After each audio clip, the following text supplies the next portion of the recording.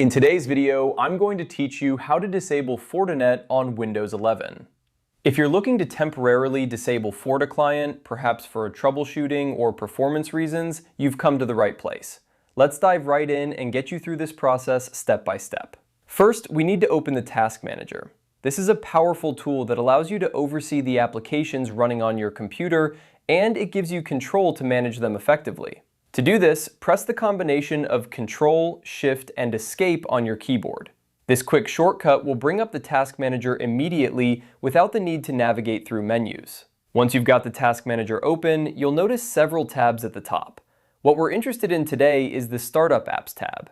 Click on it and you'll be presented with a list of programs that automatically start when you boot up your PC. These are the programs that can sometimes slow down your startup process, and managing them can be crucial for optimal system performance. Now, let's find FortiClient in this list. Scroll through the list until you see FortiClient.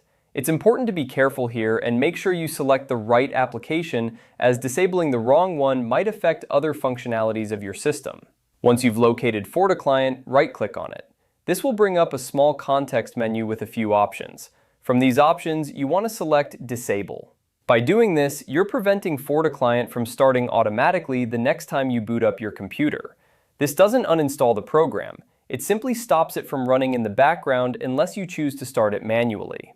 After you've disabled FortiClient in the Startup Apps tab, the final step is to restart your PC. Restarting is essential because it allows the changes you've made to take effect. Once your computer boots up again, FortiClient should no longer start automatically, giving you the results you were aiming for. And there you have it. By following these simple steps, you've successfully disabled Fortinet on your Windows 11 system. Remember, if you ever need FortiClient to run at startup again, you can always go back to the Task Manager, find FortiClient in the Startup Apps tab, right-click, and select Enable. It's just as easy to re-enable as it is to disable. I hope this guide has been helpful and that you're now more confident in managing your startup applications. If you have any questions or need further assistance, feel free to leave a comment below. Thanks for watching, and be sure to subscribe for more helpful tech tutorials.